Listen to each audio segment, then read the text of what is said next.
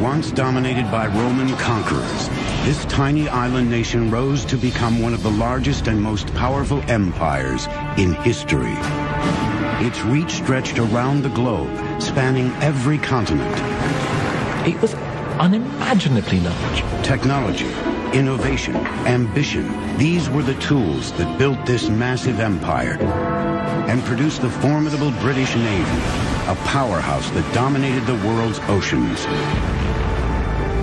The Royal Navy is like the Microsoft of the global system in the 18th and 19th century. They are everywhere.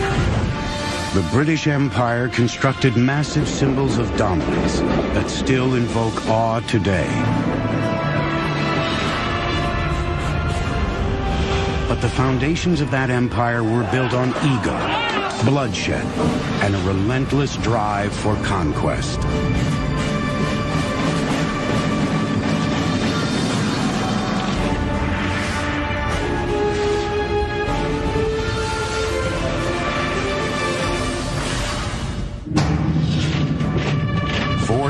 AD, the most powerful empire the world had ever known is under attack. At the far edges of the British Isles, the once mighty Roman legions march toward the coast in full retreat. They leave in their wake a military and political void. For the first time in more than 400 years, the vulnerable island nation of Britain must fend for itself. It was the end of one empire and the beginning of another. The sun never sets on the British Empire. I've heard those words all my life, ever since I was a kid, even though I've never lived in England, and that empire is long gone. Hello, I'm Peter Weller. At its height, the British Empire covered almost a quarter of the Earth's land mass, some 14 million square miles, and if you think about that, that's just staggering. But how did an island, if you will, in the middle of the North Atlantic come to be such a behemoth empire? Well, in the early 400s AD, when those Roman citizens were fleeing in the face of an onslaught of Vikings and Jutes and Angles and Saxons, some of those marauding and plundering people decided to stay. Maybe they liked the temperate climate. And after several centuries, they'd organized and developed themselves into somewhat of an Anglo or English identity.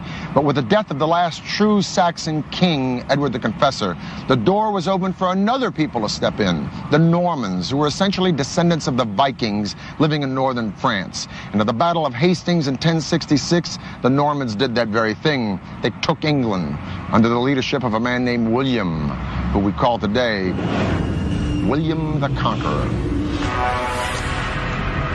With a ravenous lust for power, William would stop at nothing to become King of England.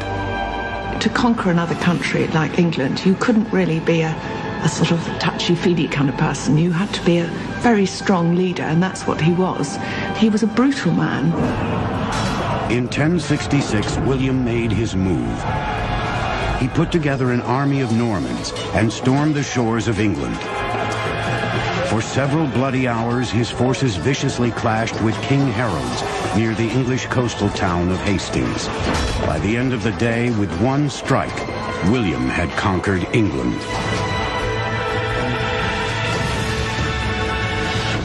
Now he would borrow a chapter from the Romans and launch a series of extraordinary building projects that would transform the English landscape. He imposes himself on England and he builds these castles around the country. Now we look at castles and we think, don't they look nice? A Norman castle is not nice. It was big, it towered over your town, and it was a reminder to say that you are under us now. And of course the biggest one he builds is the Tower of London. William wanted the Tower of London to be intimidating. He chose a location on the bank of the River Thames that had once been used by the Romans. The new tower would be built on those foundations, capitalizing on the Roman legacy of power and glory. The complex would include a defensive wall surrounding an imposing tower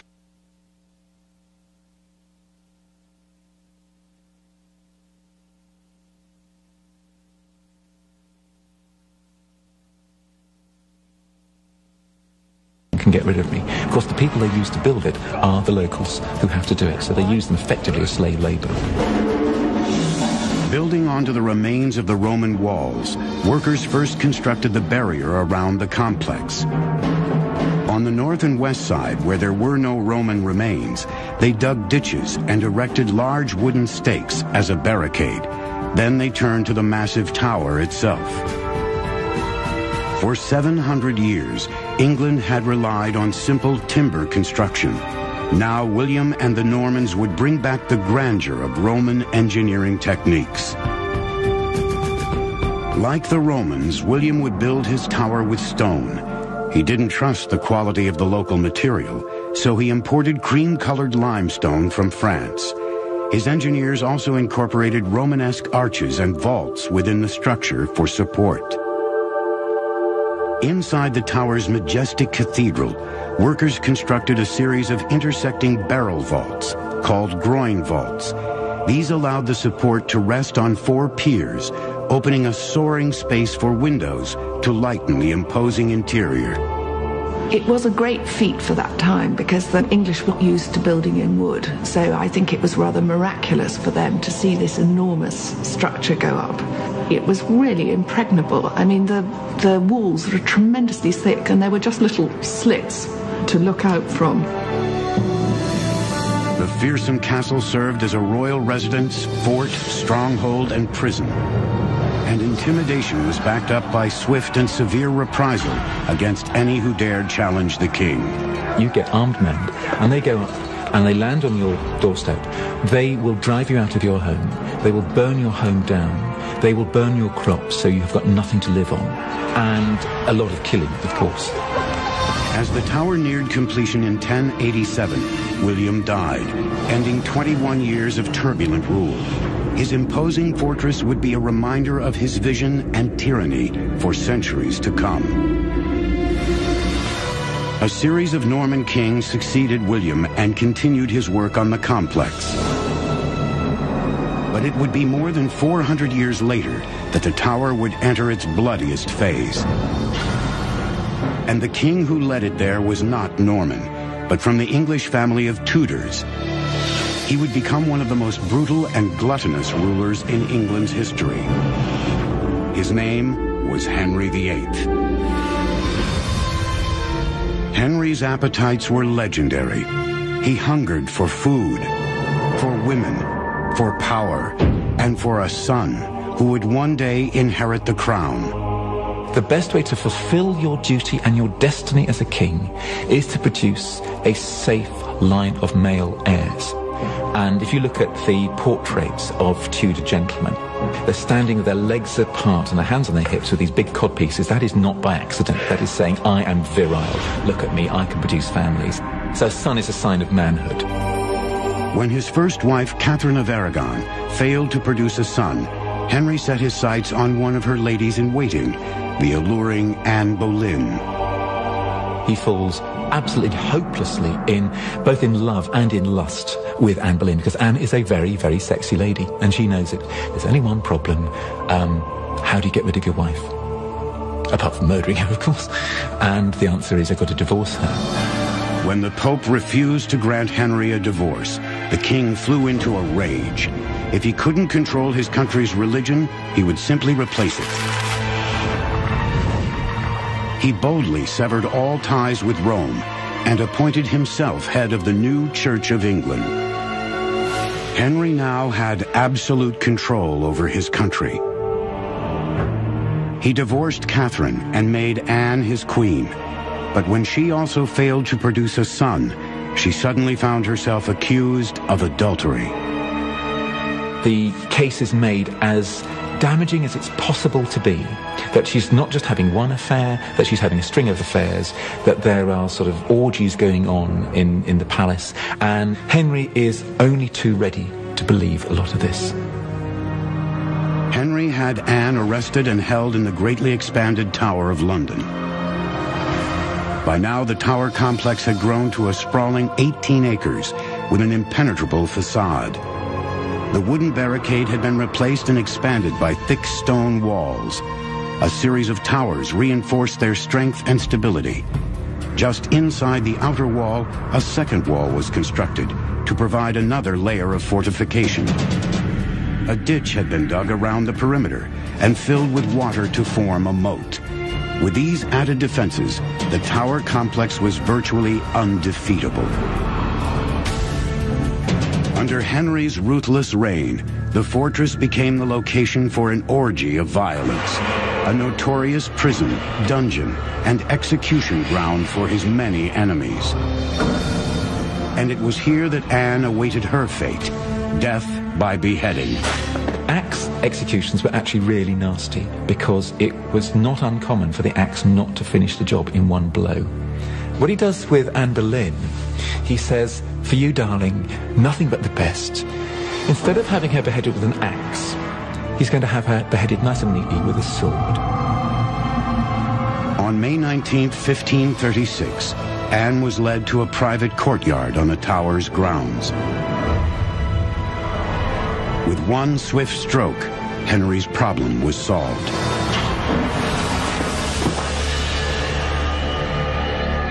But Henry's longing for a son was only part of a more ambitious quest. Since the beginning of his reign, he had lusted after a dream of ultimate glory, to transform England into an empire. This idea of a realm that would cover every part of Europe and extend beyond was always in the back of Henry VIII's mind. His real vision and dream, his great appetite was for dominion and empire. But Henry's road to empire put him on a collision course with France and Spain, Europe's reigning superpowers. His plan of attack, to fill the high seas with floating weapons of mass destruction. 6 ravens are always kept at the Tower of London. Legend has it that if they leave, the kingdom will fall.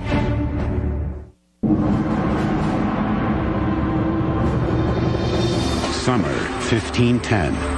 An army of laborers scour England's forests, gathering material for a colossal undertaking on England's road to empire. Before King Henry VIII could conquer the land, he needed to conquer the sea. He set out to radically transform the way battles were fought and won by turning his ships into deadly weapons.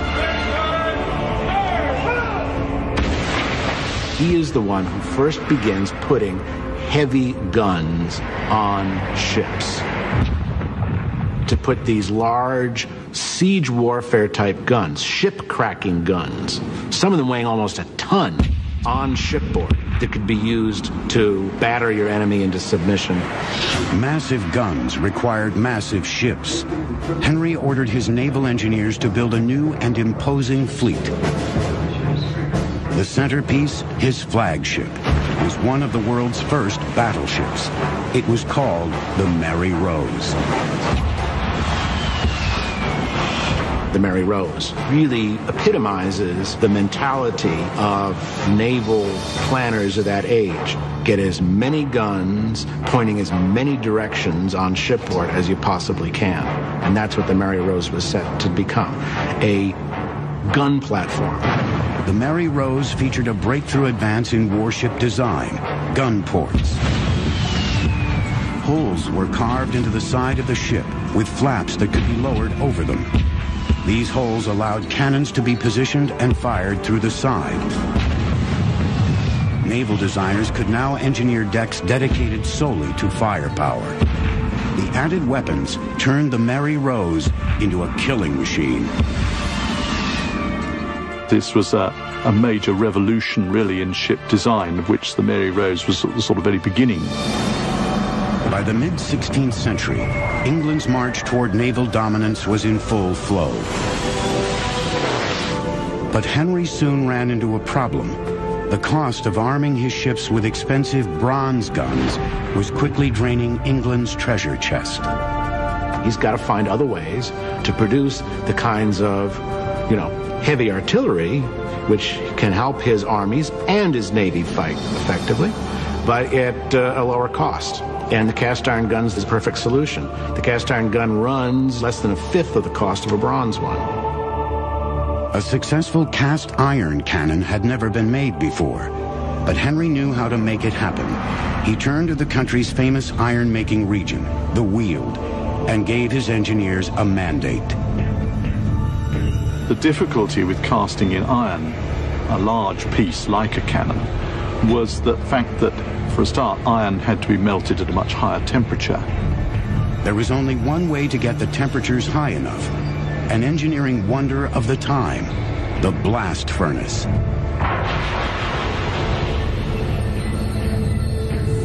First, workers poured wood and iron ore into the top of a 20-foot tall stone furnace. A water wheel powered a large bellows that pumped air into the fire, stoking it until it reached an incredible 2,200 degrees, hot enough to melt the iron. Workers then opened a tap at the base of the furnace. A stream of hot molten iron poured down a trough and filled a cannon mold buried deep in the ground. It was a very big undertaking, and it was very pressured as well. You had, of course, charcoal burners who produced the charcoal in the woods around the furnace. You had labourers who dug the iron ore from pits in the ground. You had teams of labourers bringing wagon loads of ore and charcoal to the furnace. Over the next few centuries, the Weald's iron cannons became the envy and dread of every other European ruler. The transformation is tremendous. It gave England power and a technological edge that no other European power could match. In just 30 years, Henry had built his navy into a powerhouse, but he would never live to see his ultimate dream of European conquest.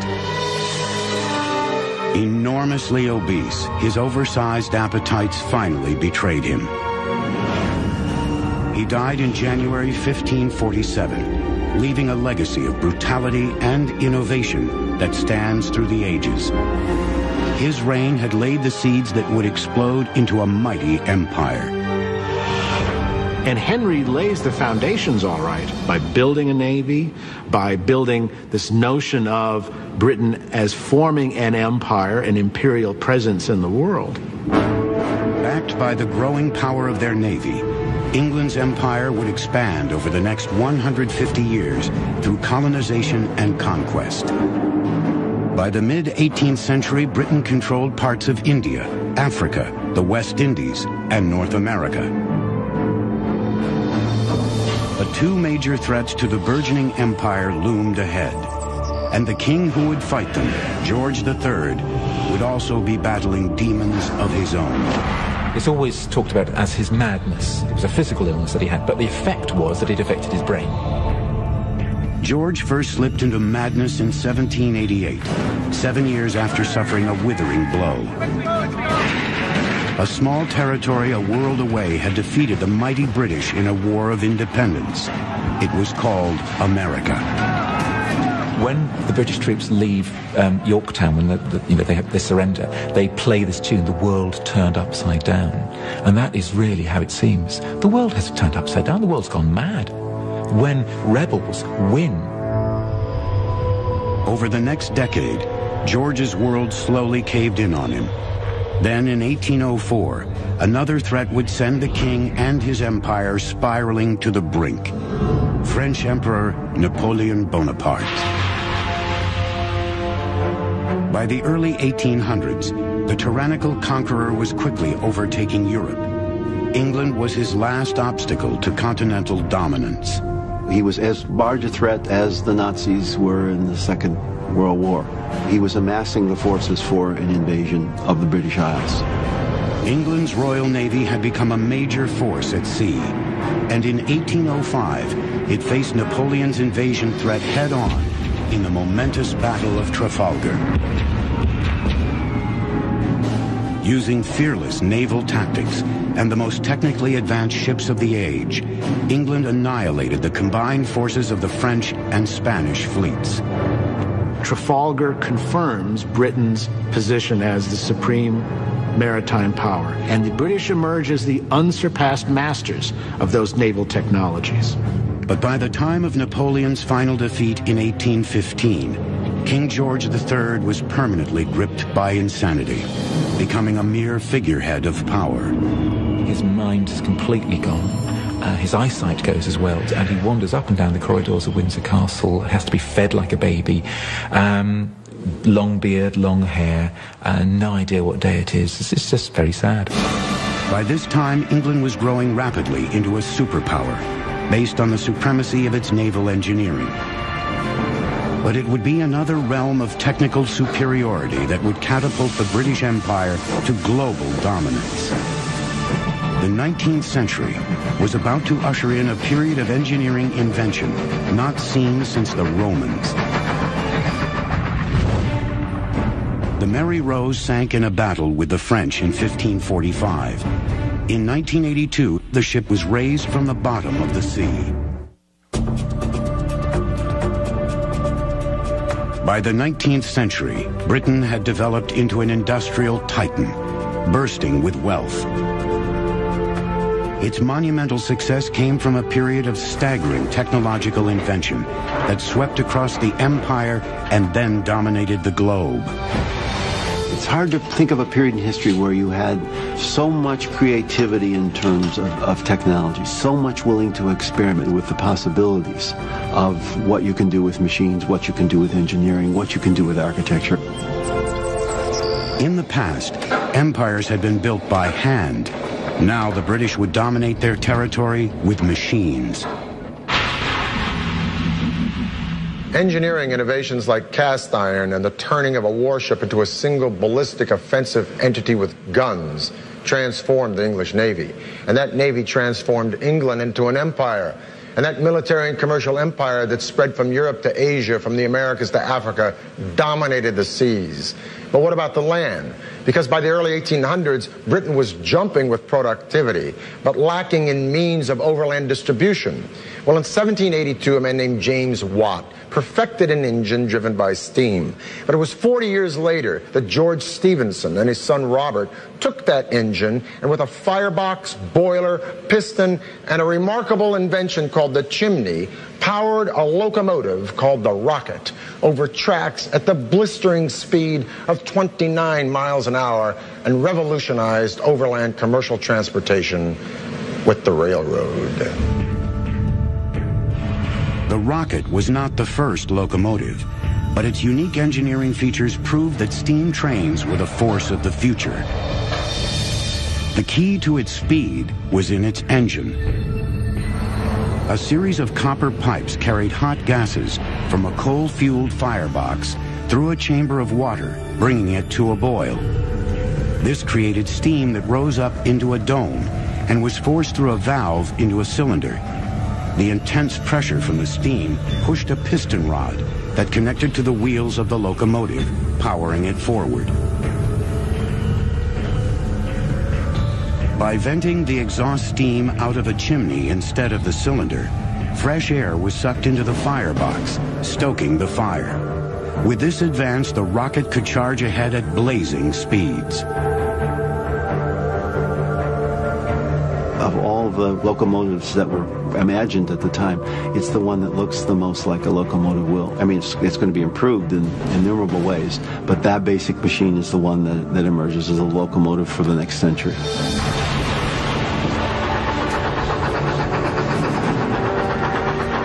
The race was on to build railroads across Britain.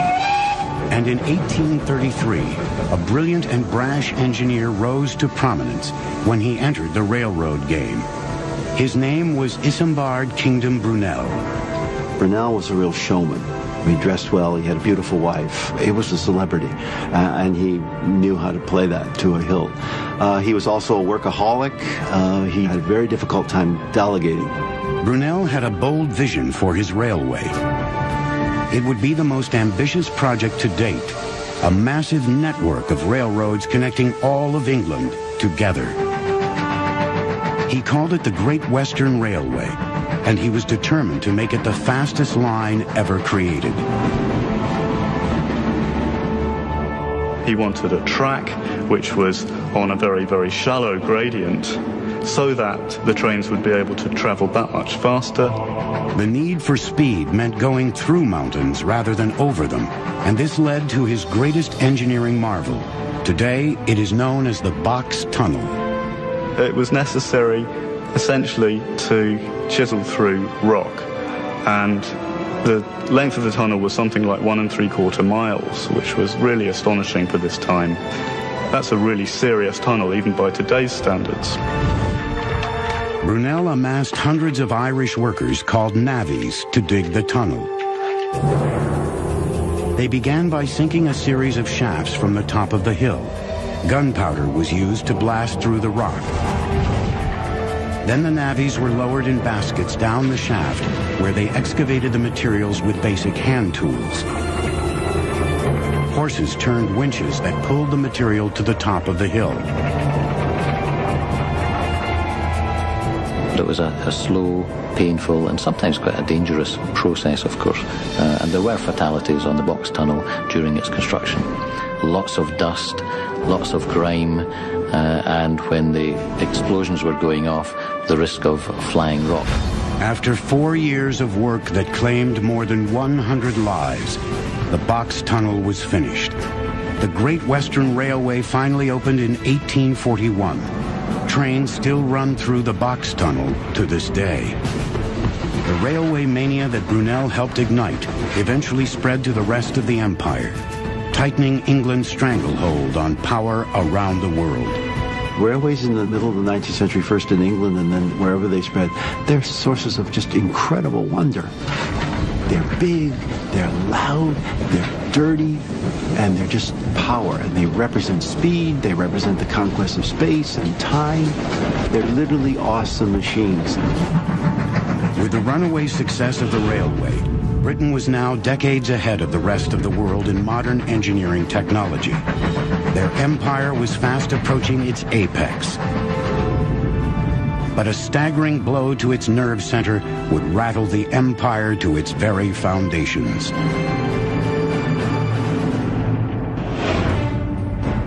The first person to be killed by a train was a member of Parliament. He was struck by the rocket in 1830.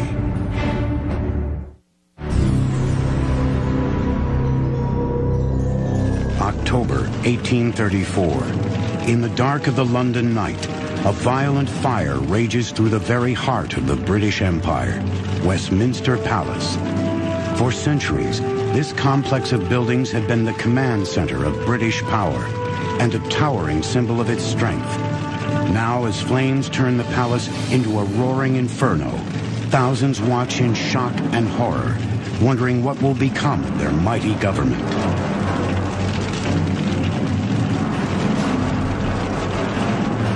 The fire of 1834 had dealt a devastating blow to the political nerve center of the British Empire. Westminster Palace had stood in some form or another since the late 11th century during the time of William the Conqueror. And now these ruins had the British people wondering, would Parliament ever meet again in this place? Would Parliament ever rise and vote again in these magnificent buildings that had given birth to the modern political process? Well, a royal commission was appointed to decide this very thing, and the royal commission decided, yes, Parliament would be reconstructed in this place. But now a more difficult question came up.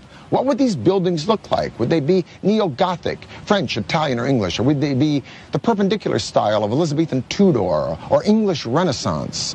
A sort of a civic war happened for 2 years until 1836. The Royal Commission, over 97 proposals, chose the plan of a man named Charles Barry, who was a fan of the Italian Renaissance, but he combined those elements with neo-Gothic, and he gave us this. The Houses of Parliament we have today, a sort of a mishmash of styles, but a stunning mishmash nonetheless.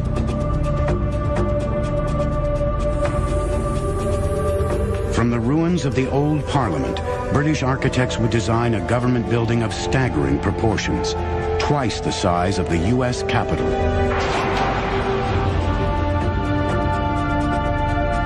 Constructed of sand-colored limestone called Anston, the palace would take up 8 acres of land, with towers soaring as much as 320 feet into the sky.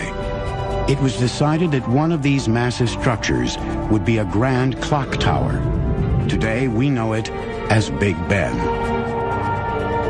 You're able to measure time much more accurately in the 19th century, and time is important. Time comes to mean money, and there's something of a revolution in the 19th century about timekeeping. So if you're going to have this latest building, a clock tower goes on it. When the royal astronomer George Airy announced his requirements for the clock, people were stunned. It would be the largest and most ambitious timepiece the world had ever seen.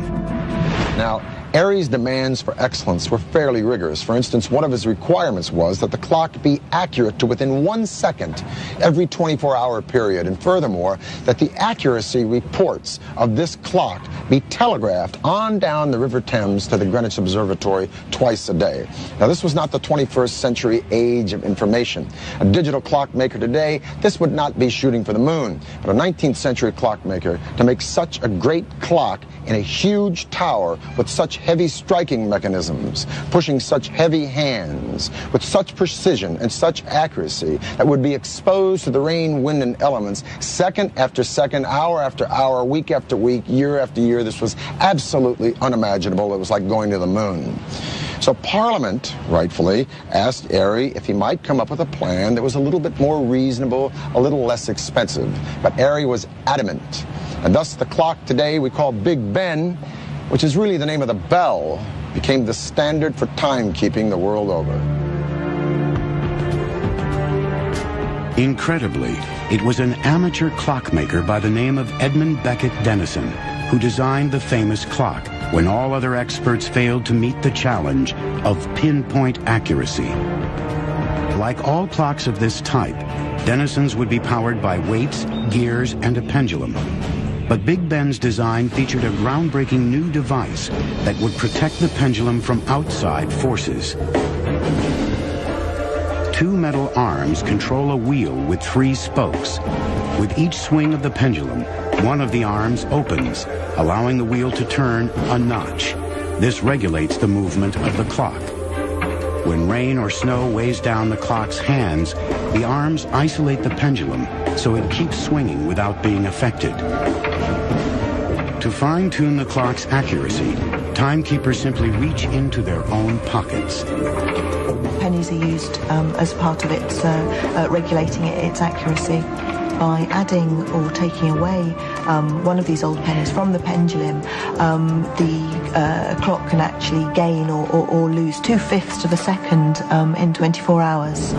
With this brilliant but simple method, the clock became world famous as a marvel of precision engineering. The clock tower over the Parliament at the centre of the empire has a peculiarly powerful symbolic importance. It's as if time itself is governed by the British. In addition to the clock, a series of bells was needed to toll the passing time, with an enormous central bell ringing on the hour. A bell founder by the name of George Mears cast the giant bell to Denison's precise specifications, and Big Ben was born, weighing a staggering 13 tons. Huge crowds lined the streets of London and cheered as Big Ben was transported to the finished clock tower in 1858. It has been filling London with its distinctive rings ever since. London grew as a city tremendously. It was really the first large-scale conurbation in the world. And as a city, it had to have its icons, and the ultimate icon being the mother of parliaments, the parliamentary building with Big Ben as a symbol of the strength and the power of the British Empire. By the mid-19th century, Great Britain had set the gold standard for technological achievement. But under the reign of a young, naive queen, a crisis would strike London and push it to the brink of disaster.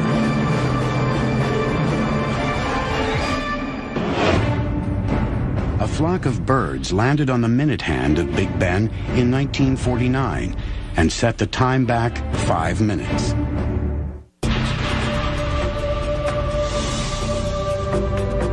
In 1837, a teenage girl takes the reins of the most powerful empire on earth. her rise to power ignites turmoil throughout Great Britain. Both her subjects and her government view her as spoiled, impetuous, and unprepared to rule. Her name was Queen Victoria. She was only 18 when she came to the throne, and she'd had a very, very difficult first couple of years on the throne, and in fact was very unpopular. There was little to indicate this immature girl would grow up to become a revered symbol of the empire's immense power. Her transformation started when she married her cousin Albert in 1840. She fell in love almost at first sight. All her life, actually, she wants someone to lean on, metaphorically and indeed literally. And Albert is able to take her in hand, rather. So he comes in and he helps her grow up. By this time, the empire stretched around the world, from North America to Australia. Albert and Victoria pushed for greatness in engineering and technology, knowing how crucial these advances were to their expanding empire. None more so than the emerging technology of the telegraph. You've got an empire which is extending literally around the globe. People talked about the annihilation of space and time through electrical telegraph. The telegraph industry exploded around the world, with Britain leading the charge. During the mid-19th century, over 97,000 miles of twisted steel telegraph cables were laid. A message could now be sent from Britain to India in a matter of hours. The world's first information superhighway had arrived, and with it, the empire could consolidate its power more effectively than ever before. It was an enormous feat, no question. It's something which simply was not conceivable before they did it. Engineering advances not only united the empire, they triggered a manufacturing boom unlike any seen before. People flocked from rural areas to city centers to take advantage of job opportunities. And as productivity skyrocketed, so did the population of its nerve center, London. So whereas it had been 1 million at the beginning of the 19th century, it was then, by the 1850s, it was already 2 million. And London was not designed for this. And there was terrible overcrowding. Really, people were living as though they were in a chicken coop. London was bursting with people. Cramped and overcrowded, sanitation problems spread like wildfire. Waste flowed into sewers meant only for rainwater, filling it with raw sewage that emptied directly into the Thames River. The situation was ripe for disaster. Now, you would think the Thames, huge river, that would be a great way of disposing of London's waste. But unfortunately, it was also London's water supply. So the waste of 2 million Londoners was being shunted into the Thames, and then Londoners were actually drinking this. 1848. Catastrophe strikes London. A cholera epidemic sweeps through the congested city, killing more than 14,000. 3 years later, another outbreak occurs, claiming an additional 10,000 victims. Cemeteries fill up with bodies. The most advanced city in the world faced conditions that had not been seen since the Black Death of the Middle Ages. In the space of 30 years, over 30,000 Londoners died, and this was because of cholera, and because cholera was spreading through London's polluted water supply. It was shocking. Something needed to be done. England turned to an engineer by the name of Joseph Bazalgette. His solution would revolutionize urban planning. He and thousands of city workers would build the most advanced sewer system to date. Bazalgette's innovative plan was to install giant intercepting sewers on each side of the Thames, running parallel to the water. These main pipes would be connected to more than 1,300 miles of older city sewers, collecting the waste and diverting it away from the river. The genius of the system was that gravity was used wherever possible to actually move the sewage out of London. So the sewers actually ran at an incline. When gravity wasn't enough to carry the flow, Bazalgette built grand pumping stations. There, large steam-driven engines lifted the sewage until gravity could take over once again. The sewers guided the waste into 2 deep reservoirs, where it would be stored and released at high tide, when nature could dispose of it neatly. The sewer system really was one of the marvels of the 19th century. It used 300 million bricks. There was extraordinary earth moving. It was a truly colossal task and brilliant, amazing. This extraordinary engineering feat transformed London into the first modern glittering metropolis. Cities throughout Europe studied its design with awe. But the disease epidemic wouldn't be the last crisis of Victoria's reign. If you read Hard Times or Oliver Twist or David Copperfield or any of the other genius works by Charles Dickens, you'll get a sense of the staggering overpopulation in London in the 19th century. And some of the fallout of this horror was the sheer volume of traffic in London, a chaos of pedestrians and horses and carriages and carts hauling everything from hay to hardware. The traffic from the south alone was bottlenecking the London Bridge such that London felt like it was choking to death on its own success. London needed another river crossing, but a traditional bridge would block the big merchant boats coming up river to the port. No, what London needed was a drawbridge, like that one. The drawbridge would be the largest and most sophisticated of its kind. It would be called the Tower Bridge. The structure is solid steel covered in stone to make it look like the nearby Tower of London. When the bridge was built, the 1,200-ton leaves, or bascules, were lifted by steam-driven engines. The power turned toothed pinions along a curved steel rack riveted to the outside girders. A solid pivot rotated as the pinion raised the structure. The bascules lifted to an 83-degree angle, allowing ships to pass through.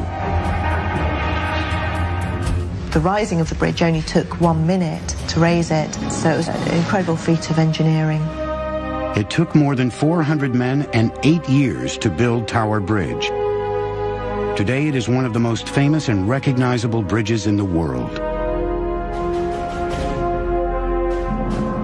Despite being the driving force behind these staggering works of engineering, Albert didn't live to see them.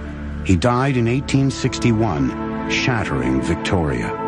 Queen Victoria fell into grief the like you have never seen. For close to 10 years, Victoria sat in isolation from her country. But when she finally re-emerged into public life, she was stronger and more powerful than ever before. The immature teenager had redefined herself into a ruler of the modern age and took her rightful place as leader of the British Empire. All over the world, statues to Victoria are erected. There are massive celebrations all over the world, and in many cases, those celebrations are joined by the colonized peoples. She becomes a figure of affection. Victoria had become the symbol of the empire's splendor and might, and her reign would mark the apex of British power around the world. The British Empire now had possessions on every major continent and could claim more than 400 million people under its rule. No other country could rival its immense power. It was the largest empire the world would ever see. Queen Victoria died in 1901 at the dawn of the 20th century. She presided over a realm as large, as optimistic, confident, and as innovative as any in history. The British Empire had dragged mankind smashing into the modern age with mass production, rapid transit and communication. The world would never be the same. Every single country and culture on this planet today has benefited in some way or another from British vision and imagination. The sun may have finally set on the British Empire, but regarding the miracles of the modern age, the sun never burned brighter. For the History Channel, I'm Peter Weller. Don't forget to hit like button. Please subscribe to our channel for more such videos. Thanks for watching. Have a nice day.